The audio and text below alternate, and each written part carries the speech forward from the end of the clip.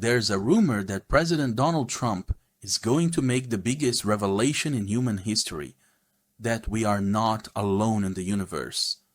Will Donald Trump finally disclose the secrets about UFOs and aliens?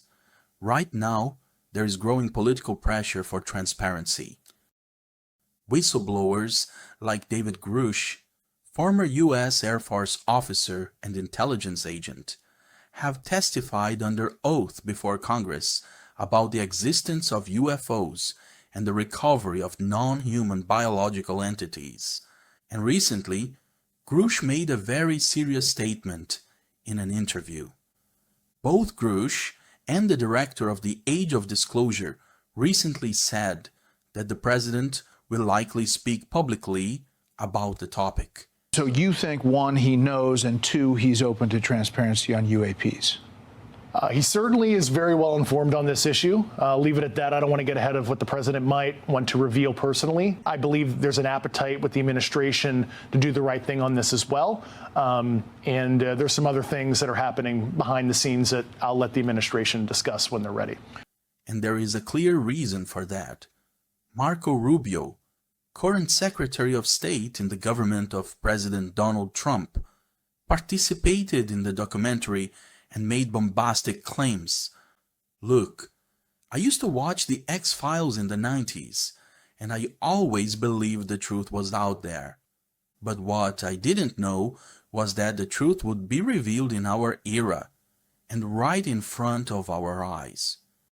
I always believed that the truth was out there, and the other day, I was trying to remember which episode talked about Roswell, because I knew there was one. And I found it. Episode 19, Season 6. It aired in 1999. I pressed play, and honestly, I felt goosebumps just watching the opening, the overture, the music, the atmosphere, the phrases appearing on the screen. It was powerful. One of those phrases hit me hard. The government denies knowledge. Exactly the kind of disclosure we see now. That line stayed with me, because that's exactly where the Age of Disclosure film begins, with 1947, the same year as the Roswell crash. The film presents this year as the moment when everything changed, a real turning point. And if we look at it carefully, that's exactly what it was. According to what the documentary says, and according to testimonies from military personnel, intelligence officers, and official documents. In 1947, something crashed in Roswell, New Mexico, a boot-shaped craft that split into two parts when it hits the ground, and alongside the wreckage, they found 4 non-human bodies, 4 beings, 4 entities, described by witnesses as small, grayish, not like us. They weren't from here. At first, the U.S. military confirmed it. They called it a flying disc. That was the statement. But then, suddenly, they took it back. They said it was a weather balloon, a classic move. From there, the Age of Disclosure draws a timeline that's hard to ignore. Right after Roswell, President Harry Truman signed the National Security Act. This was not just a bureaucratic decision. This was a foundational shift in how the U.S. government would deal with secrets. This act created the Central Intelligence Agency, the CIA, and officially established the U.S. Air Force as a separate branch. And what's more, just a short time later, the CIA Act was signed, allowing the agency to operate in complete secrecy, free from standard oversight. They could now carry out covert missions that didn't need to be reported to Congress. Now stop for a moment and think with me. 2 years earlier, in 1945, humanity had just detonated the first atomic bombs, Hiroshima, Nagasaki. We unleashed a force that could destroy entire cities, entire civilizations. And just 2 years later, they arrive. The crash, the recovery, the cover-up. Maybe it's just coincidence, but maybe it's not. The film doesn't push this on you like a theory. It shows you the pattern. It shows you how these events are stacked together. The crash, a new structure of secrecy, the birth of covert agencies, the beginning of something that never really stopped. And maybe, just maybe, this is why the X-Files struck such a chord. Because it wasn't just fiction. It was already echoing what many people suspected, that the truth wasn't just out there. It had already arrived, and it had been quietly hidden from us since the beginning. Now we are in 2025, and once again, strange objects, unidentified aerial phenomena, are being seen flying over military bases. Actually, they've never left, and the UFO phenomenon can be seen in any place, at any time. But they have been seen above military bases. But not just any bases. Bases that hold nuclear weapons. Strategic installations in the United Kingdom.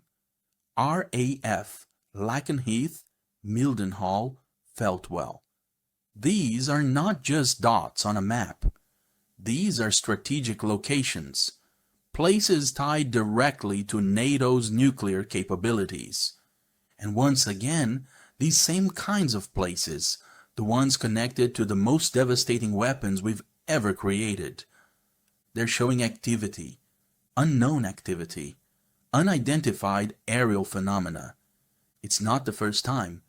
It's not the second time. It's a pattern. First, we build the weapon. Then they appear. Just like in 1945, we detonate the atomic bomb, Hiroshima, Nagasaki, and 2 years later, 1947, Roswell. So, I ask you, are we really just seeing things? Or are we being watched? This isn't about fantasy. And this isn't about conspiracy. This is the real disclosure taking place. What's really going on here?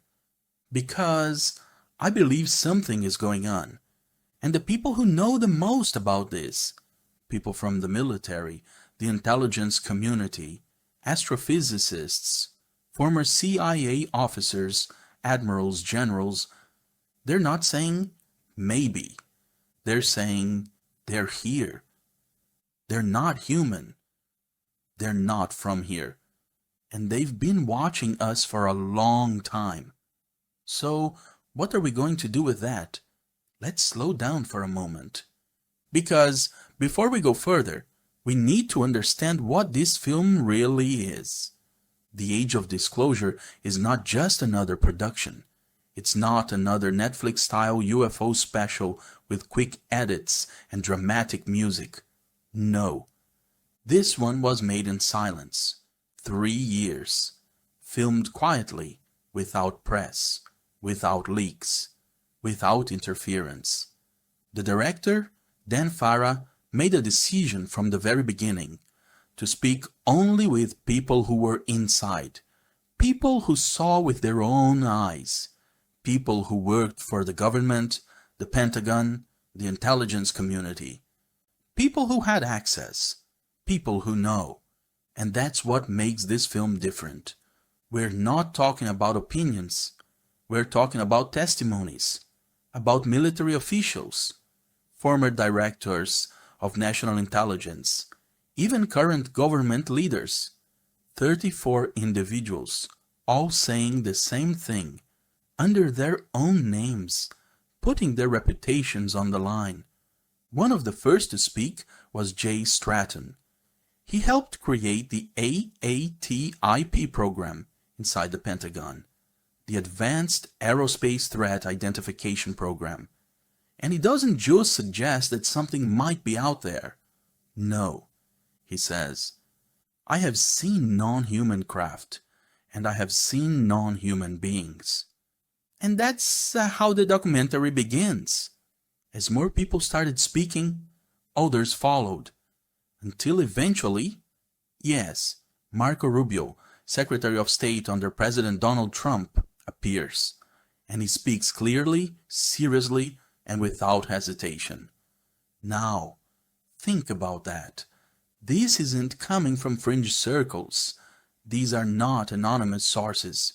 These are individuals who held classified information, who gave briefings to Congress, who sat in the rooms where the secrets are kept. And the way the film is constructed, it's intentional.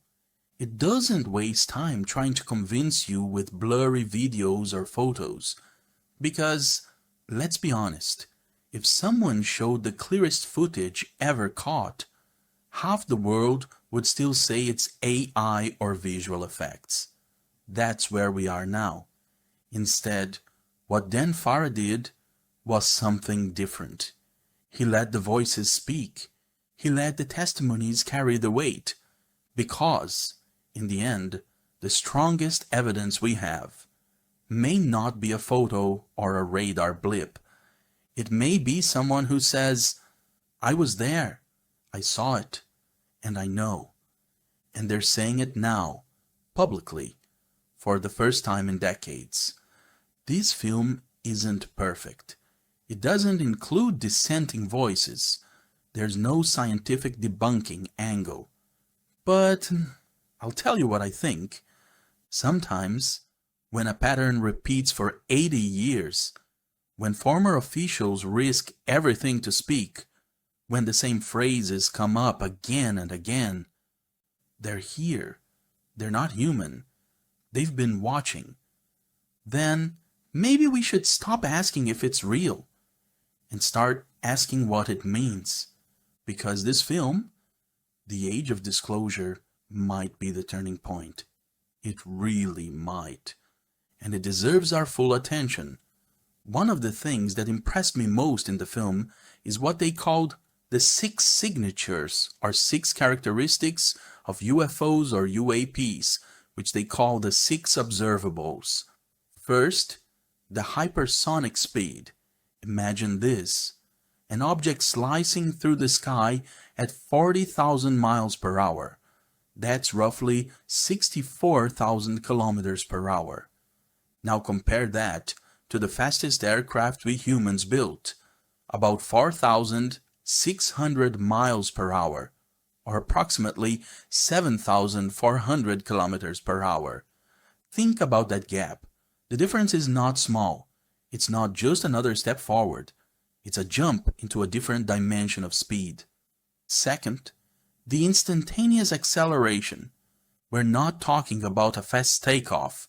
We're talking about sudden, brutal shifts, a 90-degree turn, a full stop, and then, boom, accelerate to mind-blowing velocity in under a second. G-forces so intense a human body wouldn't survive. One pilot said it would literally turn a human into pudding. No aircraft, no human pilot, no human technology could handle that. Third, low observability. No contrails painting the sky. No sonic booms echoing across the clouds. No exhaust. No particles trailing behind. Nothing. Just a silent shape crossing the sky or diving into the sea or hovering. It's as if the craft were designed to be invisible by nature itself. Fourth, transmedium travel. This is where things get truly strange. These UAPs, some of them have been observed moving through space, then air, and then water. Yes, space to atmosphere and to ocean, with no loss of speed, no splash, no wake. One recorded case off Puerto Rico shows a sphere entering water at about 74 miles per hour, approximately 119 kilometers per hour, then coming out, clean, intact, no turbulence, no bubbles. This is not an aircraft, not a submarine, not a rocket. This is something else. Fifth, anti-gravity. No wings, no engines, no control surfaces. Yet, hover in the air in 120-knot winds, approximately 222 kilometers per hour. Stationary, silent, defying gravity like it's a suggestion, not a force.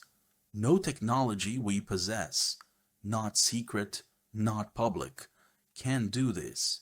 It's not about propulsion. It's about rewriting what we call possible. Sixth, biological effects. This is perhaps the most chilling. People who got too close, observers, investigators, military and intelligence personnel. Some of them suffered serious physical harm, burns, scars, autoimmune illnesses, internal damage to body, even to the brain. In the documents of those who studied it closely, a mortality rate of 25% within 7 years for a certain group. This isn't just strange lights in the sky. This is danger, real danger. This calls for our attention and our caution. But now, I want you to understand something very clearly. I've been involved with the UFO phenomenon, or UAPs as they're calling them now, for a long time.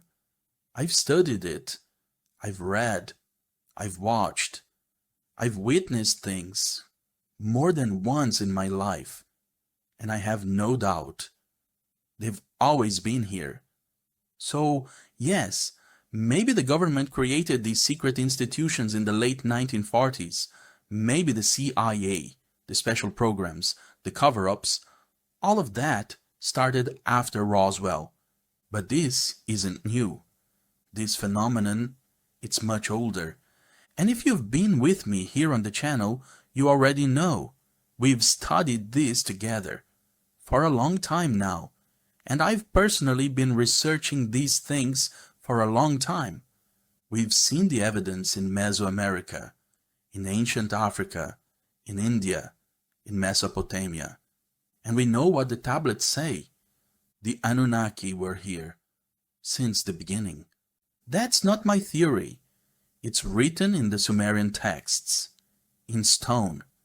But if you ask me today, if those UFOs and UAPs that governments are recovering, those non-human entities they talk about, are they the Anunnaki? Well, I can't say that with certainty, because maybe we're dealing with more than one race. Maybe there are multiple civilizations, multiple species, multiple agendas. In the near future, maybe in 2 or 3 weeks, we'll have 2 videos that explore this topic in more depth.